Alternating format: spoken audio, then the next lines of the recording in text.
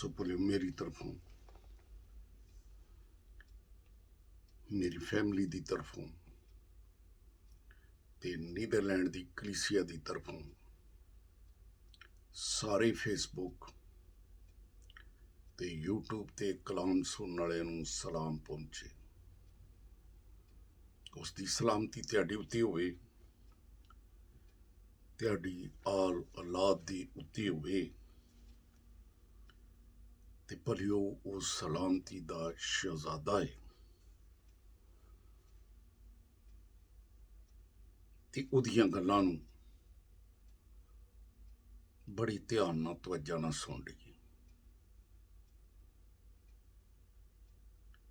क्योंकि यसाया नबी दा सहीफा 40 बाब उसकी पहली ऐत नूं पढ़ो ते लिखिया मिलदा है, तसल्ली दिओ, तुसी मेरे लोगों नूं तसल्ली दिओ। खुदावंद फरमाउंदा है। सो बहुत जरूरी है कि खुदा दे खादम बोलन और कौम नूं तसल्ली देन, भेडां नूं बचाउण ते बोलण वाले बनन। यसाया 56 बाब उसकी 9 ऐत तो 11 ऐत तक पढ़िए ना, बल्कि 12 ऐत तक ही ते लिखिया मिलदा है, दश्ती हवाना नूं ते जंगल दे दरिंदियां नूं किदों मौका मिलदा है कि वह भेडां नूं खा जाण। उस वेले मौका मिलदा है जिस वेले भेडां दे निगाहबान अन्ने हो जाते हैं, भेडां दे निगाहबान अन्ने हो जाते हैं ते जाहल ने, भेडां दे निगाहबान अन्ने ते जाहल। हालांकि यसाया 40 बाब उसकी पहली ऐत लिखिया, तसल्ली दिओ, तुसी मेरे लोगों नूं तसल्ली दिओ। खुदावंद फरमाउंदा है, पर निगेबान अन्ने, खाब देखण वाले, पै रहना, ऊंघना पसंद करना ते लालच चले जाना ते फिर इहो जे खिताब दिंदा है कलाम। इसे करके मकाशफा की किताब दे विच भी लिखिया मिलदा है। हालांकि बाइबल दे विच भी जानवरां दा, कुत्तियां दा की काम,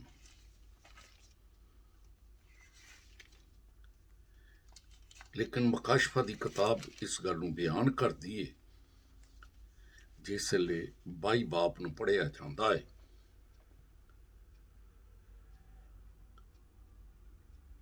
उसकी 12 ऐत तो, देख मैं जल्द आउण वाला है ते हर एक दे काम दे मुआफक किहो जिहा काम करदा, बंदा सुता तो नहीं, अन्ना तो नहीं, जाहल तो नहीं गा।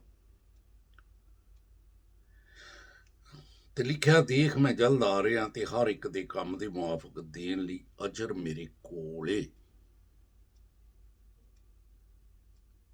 मिसाल की किताब 10 बाब 21 ऐत नूं पढ़िए ना ते लिखिया, सादक दे होंठ, वो जिसले खुदा दे लोगों दे होंठ खुलदे ने, सादक दे होंठ खुलदे ने ते उन्हां होंठां दे विच बहुतियां लई गज़ा रखी हुई।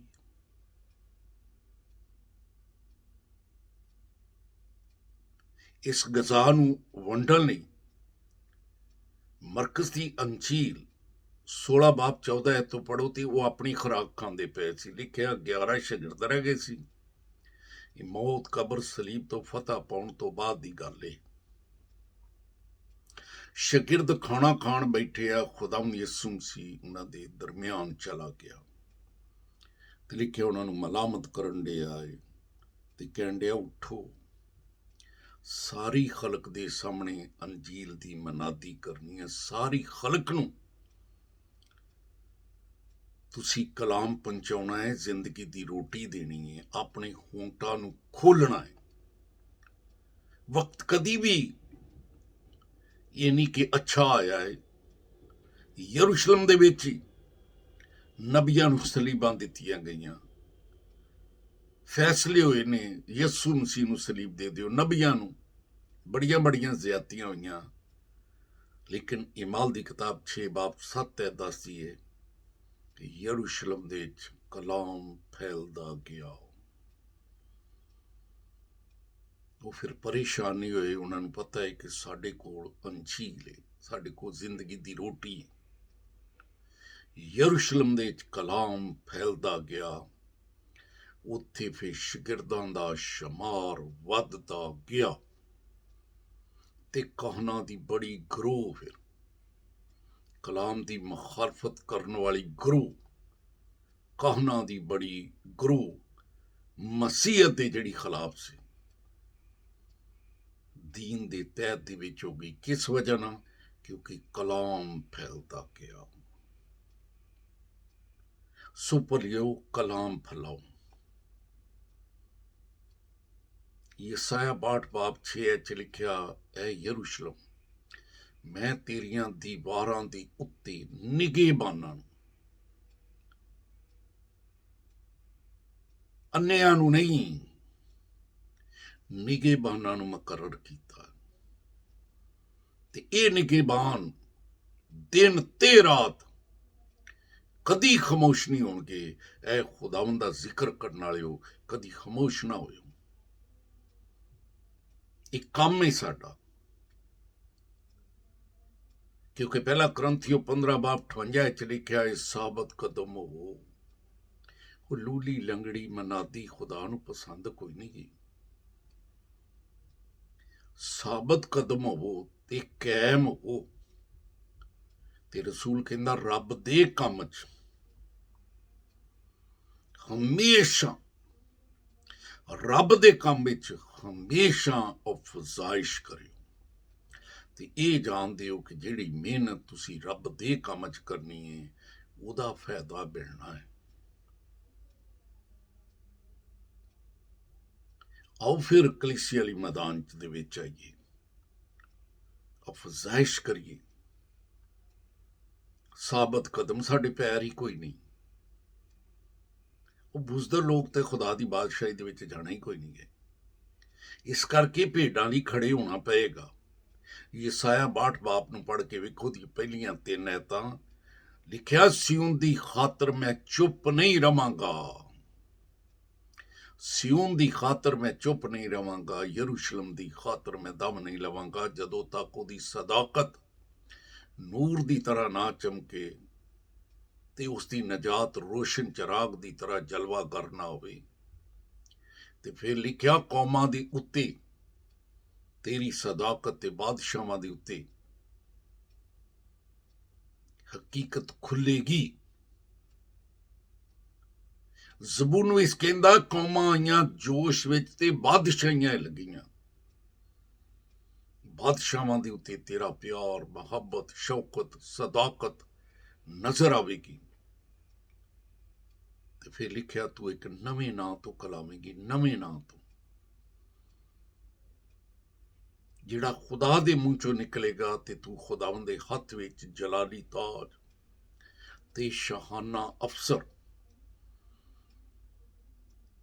ਲੱਗਣਾ ਵੀ ਅਫਸਰ ਆ ਤੇ ਬੋਲਣਾ ਵੀ ਨਹੀਂ, ਤੇ ਗੂੰਗੇ ਕੁੱਤੇ ਬਣੇ ਰਹਿਣਾ। ਏਦਾਂ ਕੋਈ ਨਹੀਂ ਹੋਣਾ।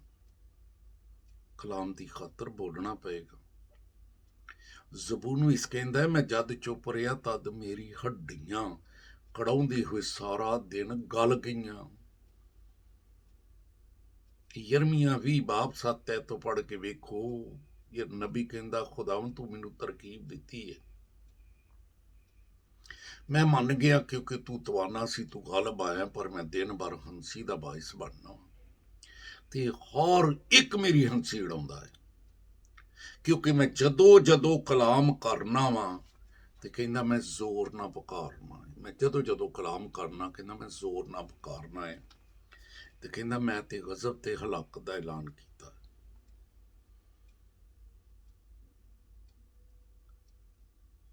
पर तेरा कलाम तीन बार मेरी हंसी का बायस बनता है ते हर एक मेरी हंसी उड़ाता, क्योंकि जो जो कलाम करना मैं जोर ना पुकारना, मैं गजब ते हलाकत का ऐलान किया है। ते अगर मैं कहां कि मैं तेरा जिक्र नहीं करना, ना कदी तेरे नां तो कलाम करना, क्योंकि लोग तो मजाक उड़ाते हैं, तो फिर तेरा कलाम मेरे दिल में जलती अग की मानत है। छपा लो बई कलाम, कलाम ते तसली। जबूर 119 ਉਹਦੀ 28 ਐਤ ਨੂੰ ਪੜੋ, ਲਿਖਿਆ ਗਮ ਦੇ ਮਾਰੇ ਮੇਰੀ ਜਾਨ ਗੁਲੀ ਜਾਂਦੀ ਹੈ। ਆਪਣੇ ਕਲਾਮ ਦੇ ਮੁਤਾਬਕ ਮੈਨੂੰ ਤਕਵੀਤ ਦੇ। ਕਲਾਮ ਤੇ ਸਾਡੀ ਤਕਵੀਤ, ਉਹ ਜਿਨ੍ਹਾਂ ਨੂੰ ਸੁਣਾਵਾਂਗੇ ਉਹਨਾਂ ਦੀ ਤਕਵੀਤ। ਯਸਾਇਆ 40 ਬਾਪ ਉਹਦੀ ਪਹਿਲੀ ਐਤ ਚ ਲਿਖਿਆ ਹੈ ਤਸੱਲੀ। ਤੇ ਤੁਸੀਂ ਮੇਰੇ ਲੋਕਾਂ ਨੂੰ ਤਸੱਲੀ ਦਿਓ, ਕਲਾਮ ਦੀ ਗੱਲਾਂ ਸੁਣਾਓ, ਕਲਾਮ ਨੂੰ ਫੈਲਾਉਣਾ ਹੈ। ਇਸੇ ਕਰਕੇ ਮਕਾਸ਼ਫਾ ਦੀ ਕਿਤਾਬ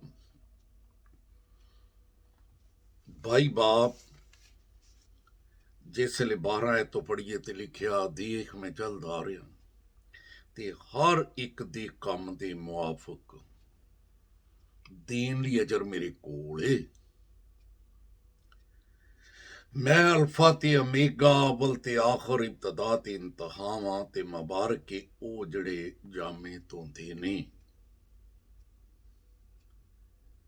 क्योंकि जिंदगी दे दरख्त दे कोल आउण दा फिर वो इख्तियार पाउणगे ते उन्हां दरवाजियां दे विचों, शहर दे दरवाजियां दे विचों दाखिल होणगे। पर कुत्ते ते जादूगर,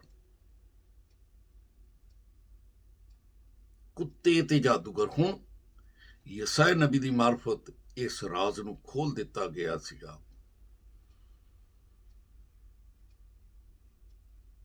कि गूंगे कुत्ते ने जिहड़े भौंकदे नेगे, जिहड़े बोलदे नहींगे, जिहड़े शराबां पी के मतवाले होए होए ने, बल्कि एक दूसरे नूं दावत दिंदे, आयो आयो चलांगे, लै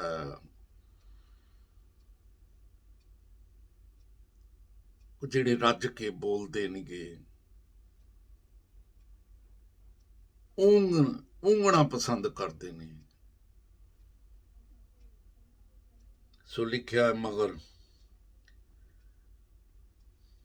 साफ तौर पर वाजा, मगर कुत्ते और जादूगर, हराम कार ते खूनी ते बुत परस्त ते झूठी गल दा पसंद करना ते घड़न वाला बाहर रहेगा। और बहुत वड्डी ते खराबी ये है कि असी बाइबल तो हट के झूठियां गल्लां कढ़दे हैं, ये सच्चाई नहीं भी बोलते, दो नंबरी करन दे, दो नंबरी गलतियों। पहला बाप 7 तो पढ़ना शुरू करिए ना, तो लिखा मगर दूसरी नहीं। इस करके 2 नंबरी लोगों तो पेटू चरवाया तो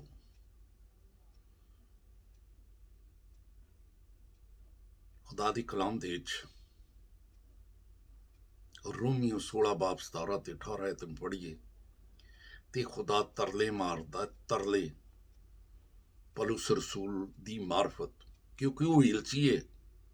इस करके वो मसीह दी गल पहुंचाउण डे है, वो खुदा दी गल पहुंचाउण डे है, क्योंकि वो तेल ची है। दूसरा करंथियों 5 बाप 20 है ते गल फिर खुदा दी है। वो जिहड़ा दसदा है ते अपने विचों बोल के दसदा है, क्योंकि वो कहंदा है कि मैं मसीह दा इलची। पहला करंथियों 11 बाप 23 ऐत नूं पढ़ो, कहंदा ये गल खुदा दी तरफों मैनूं पहुंची, मैं तुहाडे तक पहुंचाई। इस करके रसूल खुदा दीयां गल्लां साडे तक पहुंचाउंदा है। खत जिहड़े लिखे गए ने ये खुदा दीयां गल्लां है।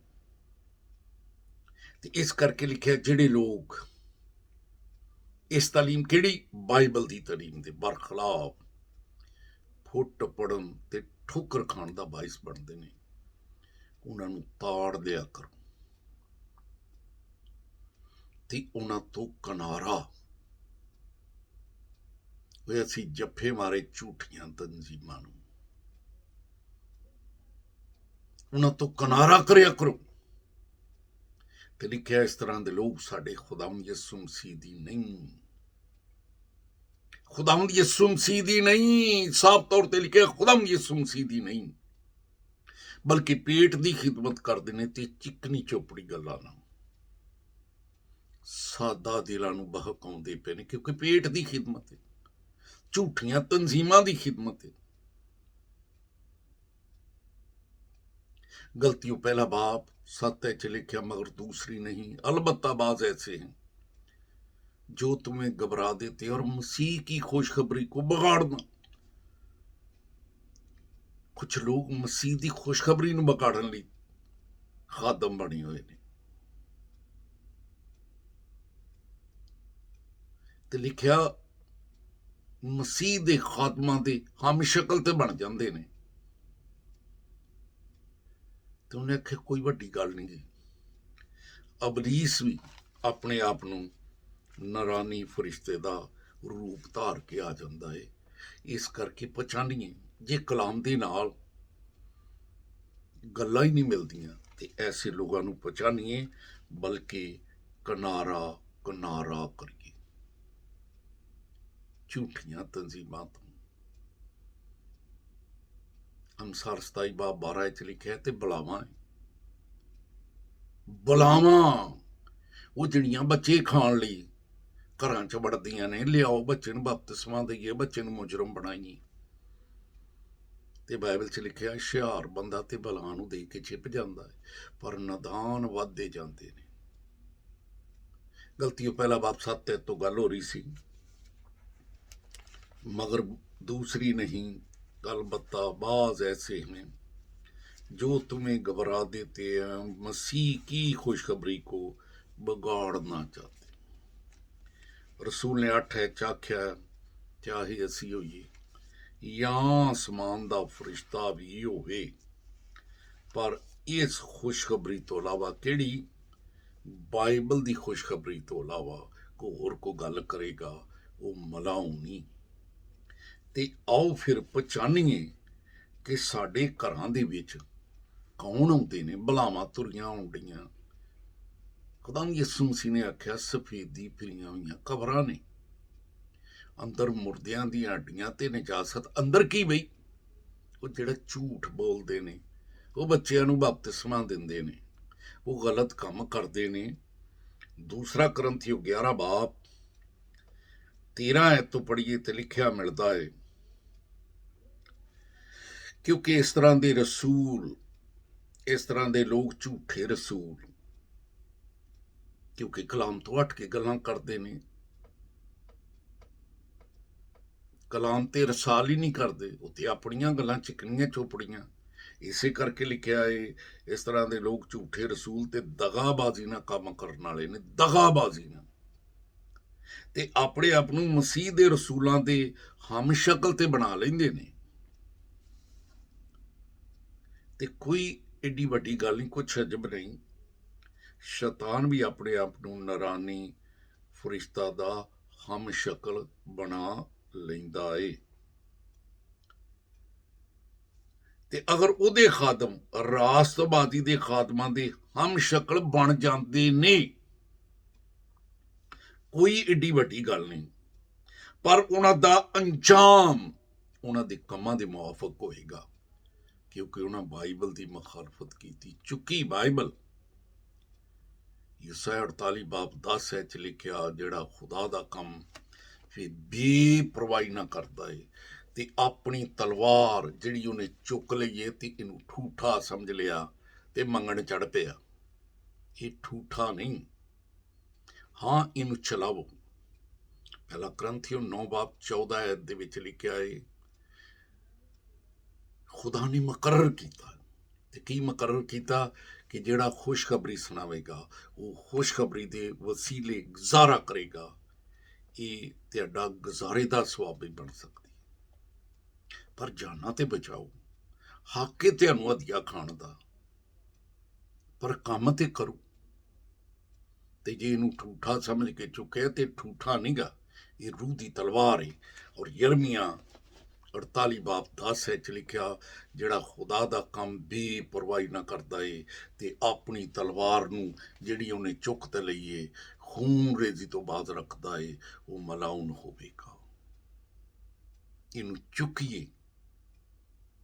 ਤੇ ਲੂਕਾ ਪਹਿਲਾ ਬਾਬ ਪਹਿਲੀ ਚ ਲਿਖਿਆ ਬਹੁਤ ਸਾਰੇ ਲੋਕਾਂ ਨੇ ਕਮਰ ਕੱਸੀ ਹੈ ਕਦ ਲਈ ਕਿ ਜਿਸ ਤਰ੍ਹਾਂ ਤਰਤੀਬਵਾਰ ਕਲਾਮ ਹੈ ਉਸ ਤਰ੍ਹਾਂ ਬਿਆਨ ਕਰਨੀ। ਤੀਤਸ 2 ਬਾਬ ਉਹਦੀ ਪਹਿਲੀ ਚ ਲਿਖਿਆ ਤੂੰ ਸਹੀ ਗੱਲਾਂ ਬਿਆਨ ਕਰ ਜਿਹੜੀਆਂ ਕਲਾਮ ਦੇ ਮੁਤਾਬਕ ਨਹੀਂ। ਤੇ ਆਓ ਸਹੀ ਗੱਲਾਂ ਬਿਆਨ ਕਰੀਏ ਵਰਨਾ ਉਹ ਆ ਰਿਹਾ ਹੈ। ਛੱਡ ਦਈਏ ਝੂਠੀਆਂ ਤਨਜ਼ੀਮਾਂ ਦਾ ਕੰਮ ਕਰਨਾ, ਖੁਦਾ ਦਾ ਕੰਮ ਕਰੀਏ, ਹੱਕ ਦੀ ਬੋਲੀ ਬੋਲੀਏ। ਜੇਕਰ ਉਹਨੇ ਮਰਕਸ ਦੀ ਅੰਜੀਲ 16 ਬਾਬ ਤੇ 16 ਚ ਆਖਿਆ ਨਾ ਕਿ ਜਿਹੜਾ ਈਮਾਨ ਲਿਆਵੇ ਉਹ ਬਪਤਿਸਮਾ ਲਵੇ ਤੇ ਉਹ ਨਜਾਤ ਪਾਵੇਗਾ। ਅਬਰਾਨੀਓ 5 ਬਾਬ 13 ਚ ਲਿਖਿਆ ਹੈ ਦੁੱਧ ਪੀਂਦੇ ਨੂੰ ਰਾਸਤਬਾਜ਼ੀ ਦੇ ਕਲਾਮ ਦਾ ਕੋਈ ਤਜਰਬਾ ਨਹੀਂ। ਬੱਚੇ ਨੂੰ ਤੇ ਪਤਾ ਹੀ ਨਹੀਂ ਵੀ ਕਲਾਮ ਚ ਕੀ ਲਿਖਿਆ ਹੈ। ਦੁੱਧ ਪੀਂਦੇ ਨੂੰ ਰਾਸਤਬਾਜ਼ੀ ਦੇ ਕਲਾਮ ਦਾ ਤਜਰਬਾ ਕੋਈ ਨਹੀਂ ਕਿਉਂਕਿ ਉਹ ਬੱਚਾ ਹੈ। ਉਹ ਬੱਚੇ ਨੂੰ ਤਾਂ ਵਿਚਾਰੇ ਨੂੰ ਹੀ ਨਹੀਂ ਪਤਾ ਮੈਂ ਕੁੜੀ ਇਹ ਮੁੰਡਾ ਹੈ, ਉਹ ਮੇਰੇ ਕੱਪੜਾ ਲੀੜਾ ਵੀ ਪਾਇਆ ਕਿ ਨਹੀਂ ਪਾਇਆ। ਤੇ ਅਸੀਂ ਚੁੱਕ ਕੇ ਉਹਨੂੰ ਬਪਤਿਸਮਾ ਦੇ ਦਿੰਦੇ ਹਾਂ। ਖੁਦਾਵੰਦ ਯਿਸੂ ਮਸੀਹ ਕਹਿੰਦੇ ਜਿਹੜਾ ਈਮਾਨ ਲਿਆਵੇ ਉਹ ਬਪਤਿਸਮਾ ਲਵੇ।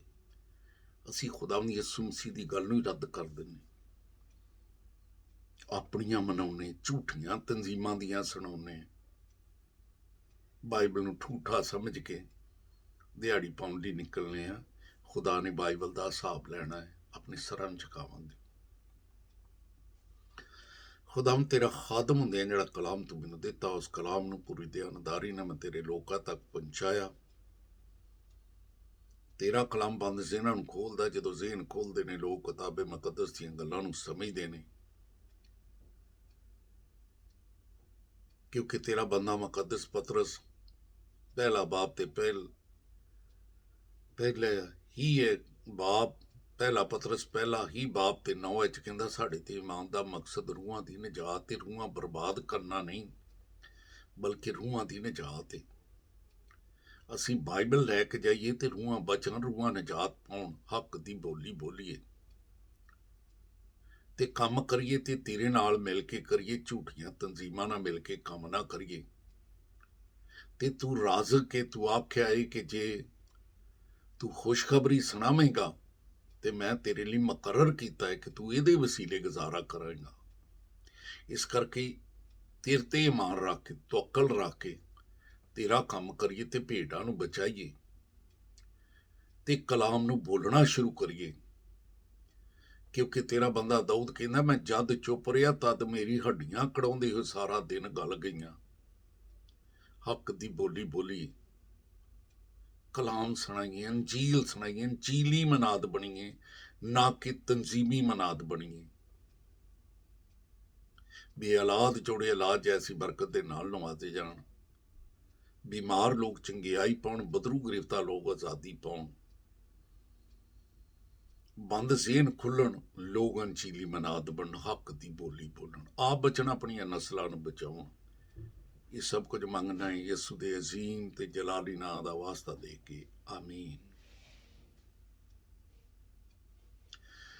ਸੋ ਭਲਿਓ ਕਲਾਮ ਬੀਜ ਹੈ, ਮੀਡੀਆ ਦਾ ਦੌਰ ਹੈ ਤੇ ਯੂੰ ਹੀ ਕੋਈ ਕਲਾਮ ਨੂੰ ਸ਼ੇਅਰ ਕਰਦਾ ਹੈ, ਕਲਾਮ ਦੇ ਬੀਜ ਦਾ ਛੱਟਾ ਪੂਰੀ ਦੁਨੀਆ 'ਚ ਦੇ ਦਿੰਦਾ ਹੈ। ਤੇ ਇਸੇ ਤਰ੍ਹਾਂ ਮੇਰਾ ਚੈਨਲ ਹੈ YouTube ਤੇ, ਔਰ ਮੇਰੇ ਚੈਨਲ ਦਾ ਨਾਂ ਹੈ ਰੱਬ ਦੀਆਂ ਗੱਲਾਂ।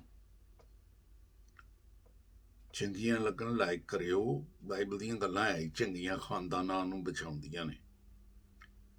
ਬੈਲ ਦਾ ਬਟਨ ਦਬਾਇਓ ਤੇ ਕੋਸ਼ਿਸ਼ ਕਰਿਓ ਇਹ ਚੈਨਲ ਨੂੰ ਆਪਣੇ ਸੱਜਣਾ ਤੇ ਮਿੱਤਰਾਂ ਦੇ ਨਾਲ ਵੀ ਸਾਂਝਾ ਕਰਿਓ। ਤੇ ਚੈਨਲ ਦਾ ਨਾਂ ਹੈ YouTube ਤੇ ਰੱਬ ਦੀਆਂ ਗੱਲਾਂ। ਖੁਦਾ ਤੈਨੂੰ ਬਰਕਤ ਹੈ।